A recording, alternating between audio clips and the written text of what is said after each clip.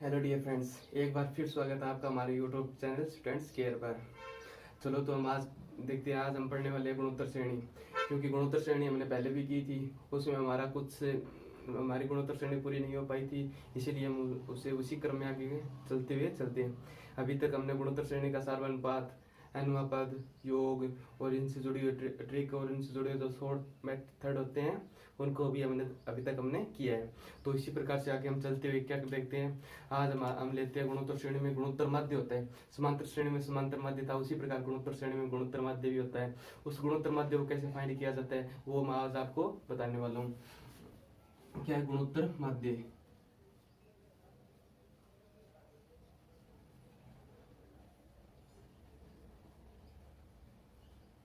क्या होता है ये कोई गुणोत्तर श्रेणी होती है, आप सभी जानते हैं गुणोत्तर श्रेणी में सीरीज कैसे चलती है। गुणोत्तर श्रेणी में सीरीज चलती है एक निश्चित गुणक के अनुपात में, अर्थात किन्हीं भी गुणोत्तर श्रेणी में दो क्रमागत संख्याओं का अनुपात हमेशा समान रहता है, उसे ही गुणोत्तर श्रेणी कहा जाता है। गुणोत्तर श्रेणी में जैसा कि आपको मैंने बताया था कि कोई गुणोत्तर श्रेणी क्या होती है, ए आर स्क्वायर, ऐसे ऐसे ऐसे चलती जाएगी। यहाँ पर मैंने आपको क्या बताया, इनमें दो क्रमागत संख्याओं का अनुपात क्या है, समान है। कौन सी भी दो क्रमागत संख्या उठा लो उनका अनुपात आर है। कैसे? और अनुपात कैसे निकालेंगे? आगे वाली संख्या में भाग में पहली वाली संख्या, आगे वाली संख्या क्या है, ए आर, भाग में पहली वाली संख्या ए, अर्थात अनुपात आर। ए आर स्क्वायर भाग में ए आर, अर्थात अनुपात है आर। आप समझ गए होंगे। इसी प्रकार से यार, और हमारा आज का टॉपिक क्या लेते हैं, गुणोत्तर माध्य। गुणोत्तर माध्य क्या है?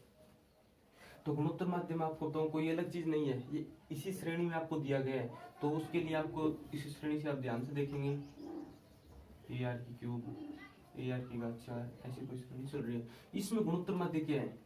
गुणोत्तर माध्य की बात करूं तो गुणोत्तर माध्य दो संख्याओं के बीच में प्रविष्ट की गई वह संख्या जो उस गुणोत्तर श्रेणी के गुणों को या उसके जो रूल होते हैं या उसका जो सरनुपात गुणोत्तर श्रेणी के रूल को फॉलो करे, तो उस संख्या को गुणोत्तर माध्य कहा जाता है। इसमें गुणोत्तर माध्य क्या है, जैसा कि मैंने एपी ली, a r square, sorry GP, a r की घात 4, ये भी जीपी है। इनमें भी आप देखें तो रूलों का रूल फॉलो हो रहा है, अर्थात इनका अनुपात समान है, आर के सारे अनुपात आ रहे हैं। तो इसी प्रकार से ये जीपी क्या है, इसमें प्रथम पद, द्वितीय पद गायब है, तृतीय पद दिया है, चौथा पद गायब है, पांचवा पद दिया गया है। इसी प्रकार से मैं गुणोत्तर माध्य प्रविष्ट करूं तो इसमें गुणोत्तर माध्य क्या प्रविष्ट कर सकता हूँ, मैं ए आर प्रविष्ट कर सकता हूँ। ये आपको कैसे पता चला? क्योंकि ये यहाँ पर है। अर्थात आप इस प्रकार से आप यह कह सकते हैं कि इन दो संख्याओं का गुणोत्तर माध्य ये है, इन दो का गुणोत्तर माध्य ये है, इन दो का गुणोत्तर माध्य ये है। अर्थात गुणोत्तर माध्य उनके बीच की संख्याएं होती है। तो इस जीपी में मैं कोई गुणोत्तर माध्य आपसे पूछ ले तो आप कैसे डिफाइन करोगे, यार है। इस जीपी में आप ऐसे डिफाइन कर सकते हो कि यहाँ पर कौन सा गुणोत्तर माध्य आ सकता है। पहले आपको क्या निकालना होगा, आपका अनुपात निकालना होगा। आपका अनुपात क्या निकला, यहाँ से आर स्क्वायर निकल गया।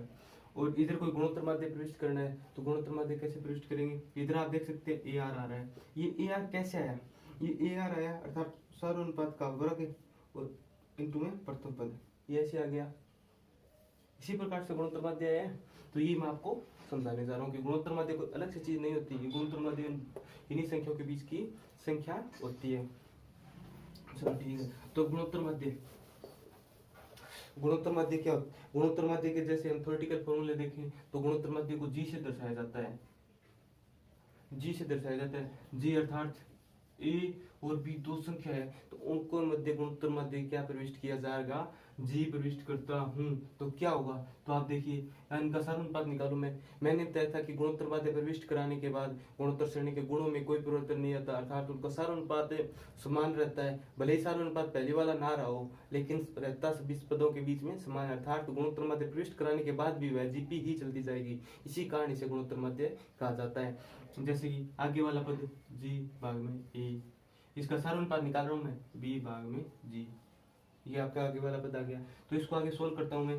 सोल्व करने पर क्या आया, जी से जी को मल्टीप्लाई करने पर जी स्क्वायर बराबर ए को बी से मल्टीप्लाई करने पर ए पी, अर्थात जी की वैल्यू क्या आ गई, रूट ए पी। ये जी की वैल्यू ये रूट ए पी आ गई। इसे आप देख सकते हैं आसानी से। तो इसके बाद ये तो भाई दो संख्या थी। इसके बाद यदि आपको तीन संख्या दे दी जाए, तीन संख्याओं में क्या करेंगे, तीन संख्याओं को देखते हैं।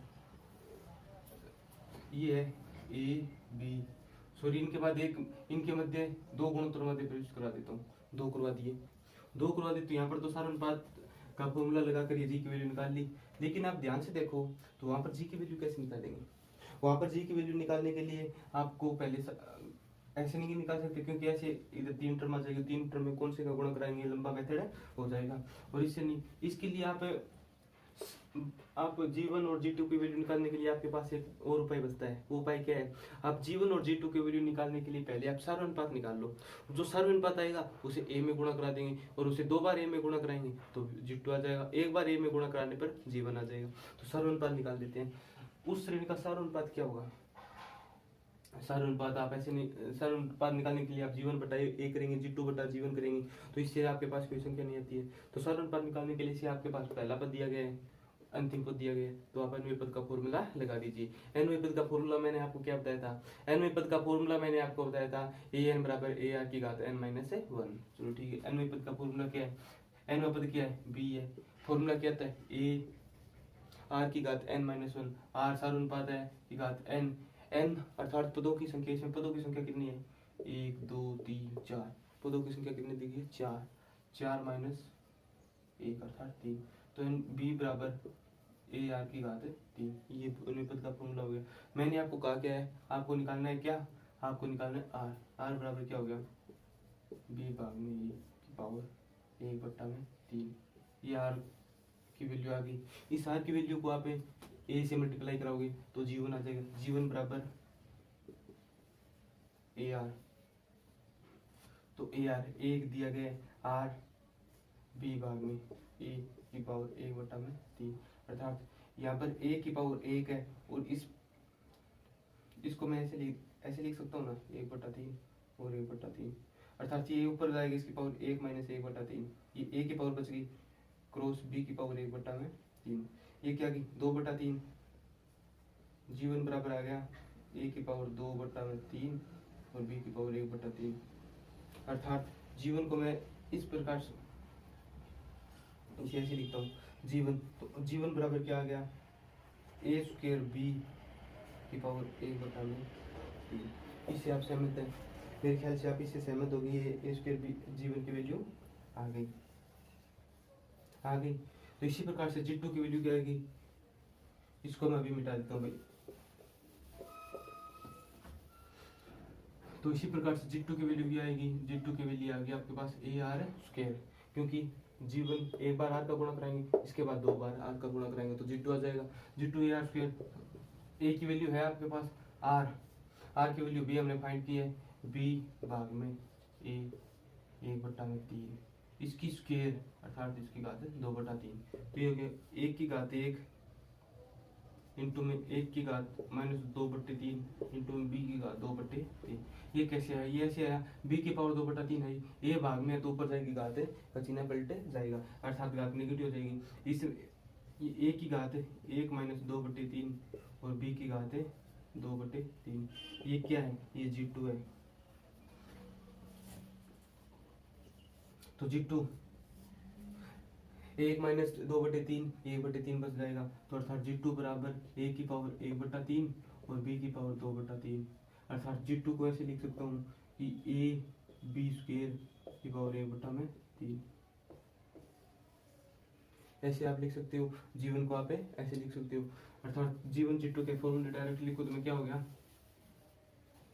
G1 बराबर हो गया a स्क्वायर b की घात 1/3, और G2 के फॉर्मूले लिखो तो a b स्क्वायर की घात 1/3, और इसमें r की क्या, r का वैल्यू क्या होगी, r की वैल्यू हो गई b भाग में a 1/3। आप ध्यान से देखो तो r की हम सार्वत्रिक वैल्यू ज्ञात करें जो सभी फॉर्मूलों में लागू हो, जिसमें तीन, अभी तो यहाँ पर दो गुणोत्तर माध्य दिए, 3 दिए, 4 दिए, 5 दिए, तो अर्थात यहाँ पर गुणोत्तर माध्य क्या दिए गए, 1 और 2, कितने दिए गए 2, और यहाँ पर r में यहाँ घात कितनी आ रही 3। यदि आपको n गुणोत्तर माध्य हो, गुणोत्तर माध्य, तो फिर r बराबर क्या आ जाएगा, बी भाग में ए की पावर 1/n+1, ये आपका आ जाएगा। इसे आप ऐसे भी कर सकते हैं, इसे आप यहाँ पर n ले सकते हैं, तो अर्थात इसमें n-1 हो जाएगा। इसमें n-1 होने पर ये वैल्यू n-1 होगी। b भाग में ए r की घात n-1 अर्थात r बराबर b भाग में ए घात n-1 भाग में आ जाएगी। अर्थात इसको सोल्व करें तो ये फॉर्मूला निकालिए। तो इसके लिए जीपी मानते हैं। ये फॉर्मूला कैसे है, इसको फाइंड करें हम। इसके फाइंड करने के लिए ए और बी है, इनके मध्य गुणोत्तर मध्य G2 अर्थात n गुणोत्तर मध्य भरे गए हैं। तो इसमें से n पद का फॉर्मूला क्या होगा, n पद b है। फॉर्मूला a r की घात n-1 r n-1 अर्थात r की घात n-1। n क्या है यहाँ पर आएगा वो दी गए सभी पदों की संख्या। इसमें आप ध्यान से देखें तो इसमें गुणोत्तर मध्य कितने प्रविष्ट किए गए हैं, n, और पहला और द्वितीय पद को काउंट नहीं किया गया क्योंकि गुणोत्तर मध्य दोनों पदों के बीच में प्रविष्ट किए गए हैं। तो अर्थात कुल पद कितने हो गए, n+2। तो यहाँ पर n+2 और घात -1 ये बच जाएगा। अर्थात b/a बराबर r की पावर n+1 हो गई। तो r की वैल्यू ज्ञात करूँ मैं b/a की पावर 1/n+1। ये सेम वैल्यू आ गई ना, इसको देखो ध्यान से, सेम वैल्यू आ गई। अर्थात इसी गुणोत्तर मध्य का समानुपात ज्ञात कर सकते हैं। समानुपात ज्ञात करने के बाद मैं आपको ये हो गया। तो इसके बाद मैं बताऊंगा आपको कि G1 G2 को मल्टीप्लाई कराने पर क्या आएगा, G1 और G2 अर्थात गुणोत्तर माध्यों का गुणनफल। गुणोत्तर माध्यों का गुणनफल ये है। इसकी G1 क्या है, a की पावर 2/3 b की पावर 1/3 इंटू में a की पावर 1/3 और b की पावर 2/3 अर्थात a की पावर 1 और b की पावर भी 1। G1 G2 बराबर आ जाएगा ए बी। यदि 3 माध्य हो तो यदि गुणोत्तर मध्य 3 दिए हो तो कैसे होगा, अर्थात ये इसको ऐसे लिख सकते हो ना, पावर स्क्वायर ऐसे। अर्थात गुणोत्तर मध्य G1 G2 और G3 दिए हो तो उनका गुणनफल क्या होगा, उनका गुणनफल होगा पहले पद और दूसरे पद का वर्गमूल की पावर 1/3 सॉरी की पावर 3। यदि n गुणोत्तर मध्य दी गई हो G1 G2 G3 ऐसे n गुणोत्तर मध्य, तो इनकी पावर क्या होगी, a रूट के अंदर a और b की पावर n। इसे आप डायरेक्ट याद रख सकते हैं। अर्थात G1 G2 G3 n मध्य दिए हो तो उनका गुणनफल कितना होगा, √a/b की पावर n। आप उसे जिस प्रकार से हमने G1 G2 की वैल्यू निकाली थी इस प्रकार से गुणनफल भी आप निकाल सकते हैं। चलो, ये हमने गुणोत्तर मध्य कुछ कंडीशन पड़ी थी, ये लगभग गुणोत्तर मध्य अपना पूरा हो गया है। अर्थात गुणोत्तर श्रेणी हमें अपनी पूरी हो गई। इसके ऊपर हमें 1-2 क्वेश्चन लेते हैं। पहला क्वेश्चन क्या है अपना, इसमें दिया गया कि 2 और 32 के मध्य 3 जी गुणोत्तर मध्य प्रविष्ट किए हैं, तो तीसरा जी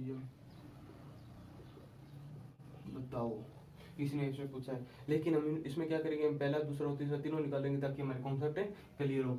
तो मैंने आपको बताया था कि जब 2 संख्या दी गई हो, ये हो गया G1 G2 और G3 प्रविष्ट किए गए और 32, तो इनमें गुणोत्तर मध्य निकालने के लिए मैंने अपने फॉर्मूले से क्या किया था, पहले r की वैल्यू फाइंड करेंगे। r की वैल्यू ज्ञात करने के बाद हम गुणोत्तर मध्य r की फॉर्मूला पता चल जाएगा। r की वैल्यू फाइंड करने के बाद हम गुणोत्तर मध्य आसानी से याद कर सकते हैं। तो मैंने r का डायरेक्ट फॉर्मूला आपको बताया था कि r बराबर होता है अंतिम पद भाग में प्रथम पद भाग में n+1।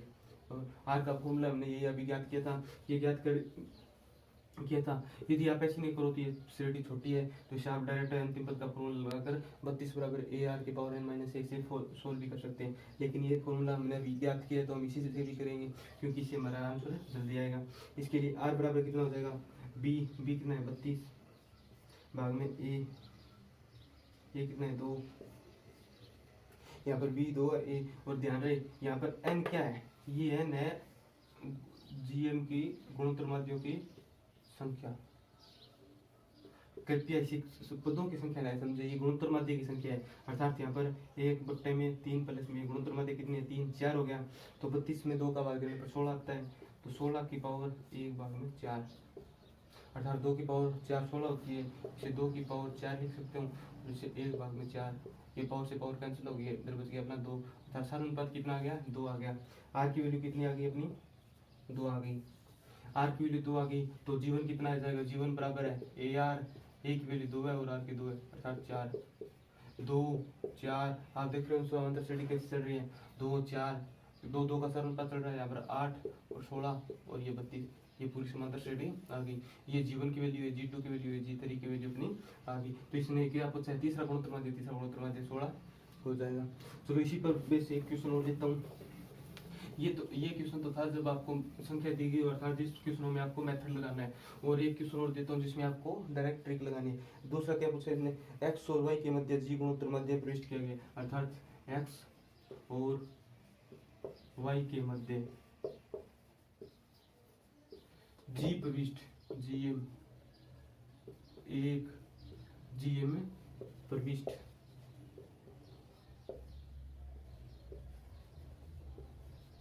किया गया है। तो किया गया है तो ज्ञात करो, क्या ज्ञात करना है, एक भाग में G square minus x square plus में एक भाग में G square minus y square बराबर क्या होगा। मैं आपको बता दूं कि जैसे इस प्रकार के जो क्वेश्चन आते हैं जिनमें हमारी ट्रिक फॉलो होती है, वो क्वेश्चन आपका एक भी गलत नहीं होगा, क्योंकि जो हमने शुरुआत में ट्रिक बताई थी वो पूरी मैथ की बुक में चलती जाएगी। अर्थात कोई भी अचर संख्या दी गई हो और उसकी कोई कंडीशन न दी गई हो तो इसमें कोई भी संख्या मान लो और उस ऑप्शन में प्रविष्ट करवा दो तो आपका आंसर बिल्कुल सही आएगा। तो इसमें क्या है, एक्स और वाई के मध्य जी में दिया गया है, तो अर्थात ये एक्स है ये वाई है, इनके मध्य गुणोत्तर माध्य किया गया। तो आपको मैं बताऊं तो ये क्या है, 3 पदों की जीपी बन गई। 3 पदों की कोई भी जीपी मान लो, 3 पदों की मैंने मानी 2 4 8। मैंने यही जीपी क्यों मानी, यही जीपी इसलिए मानी क्योंकि इसमें संख्या छोटी है और इससे हमारा सवाल है वो आसानी से सोल्व हो जाएगा। तो इसमें क्या है, प्रथम पद 2 अंतिम पद 8। आप देख सकते हो इनका गुणोत्तर माध्य ये है, क्योंकि अंडर ए बी बराबर जी होता है। तो इससे इसका क्या होता है √16 बराबर 4, अर्थात इसका गुणोत्तर माध्य ये है। और वैसे भी मैंने आपको बताया कि बीच वाली संख्या गुणोत्तर माध्य होती है। तो ये क्या आ गया, इसका भी 2 4 और 6 8 होता है बीजेपी में, सॉरी मेरी मिस्टेक थी। तो 8 होता है, तो 8 के बाद क्या है, फिर यहाँ से देखते हैं। तो यहाँ पर क्वेश्चन से क्या पूछा गया, आपको इसकी वैल्यू ज्ञात करनी है, इसकी वैल्यू के लिए। और इसके लिए आपको ऑप्शन दिए गए, ऑप्शन क्या दिया गया, जी स्क्वायर 1/जी स्क्वायर 2/जी स्क्वायर और 3g स्क्वायर, ये ऑप्शन दिया गया। तो इससे फाइंड करेंगे 1/जी, जी की वैल्यू कितनी है 4 है, तो 4 का square minus x square, x कितना है 2 है तो 2 का स्क्वायर प्लस में 1/जी स्क्वायर 4 का स्क्वायर, वाई कितना है 8 है तो 8 का स्क्वायर, 1/4 का स्क्वायर 16 माइनस 4 प्लस में 1/16 माइनस 8 का 64 होता है। तो ये कितना हो जाएगा 1/12 और प्लस में 16 में 64 गया, माइनस की संख्या आएगी, माइनस की कितनी आएगी, माइनस की 48 आएगी, अर्थात 1/48 48 लघुत्तम लेने पर 12 का 4 बार यहाँ पर 4 हो जाएगा, क्योंकि 4 बार 48 में 12 का भाग जाता है और इसमें 48 में 1 बार आ जाता है। तो ये हो जाएगा 3/48। ये कटता है, किससे कटता है 16 से कटता है, तो 1/16। तो आप ध्यान से देखें तो इस ऑप्शन में जी की वैल्यू रखने पर जी कितना 4, तो इसमें रखने पर 1/जी स्क्वायर की वैल्यू 4 की स्क्वायर, अर्थात 1/16 ये आपका हो गया। तो प्रकार से इसी प्रकार से हमारी लगभग जीपी कंप्लीट हो गई है। इसके बाद भी कोई भी किसी प्रकार का क्वेश्चन और कोई भी ट्रिक या फिर कोई अन्य टाइप बचता है तो उसे हम जो क्वेश्चन सीरीज कर रहे हैं उस क्वेश्चन सीरीज में जो जैसे जैसे सवाल आते जाएंगे वैसे वैसे आपको अलग क्वेश्चनों की ट्रिक बता दी जाएगी, क्योंकि कॉन्सेप्ट में ट्रिक बताना संभव नहीं होता है। और हालांकि मैं आपको बता दूं कि आपको कॉन्सेप्ट ही आपको सिलेक्शन दिलवा सकते हैं, ट्रिक के माध्यम से आपको सिलेक्शन लेना बहुत कठिन होता है, क्योंकि आजकल कॉन्सेप्चुअल क्वेश्चन ज़्यादा पूछे जाते हैं न कि ट्रिक वाले। चलो आज के लिए इतना ही, धन्यवाद। वीडियो अच्छा लगा हो तो कृपया लाइक और सब्सक्राइब कर दीजिएगा चैनल को और वीडियो शेयर करना न भूलें।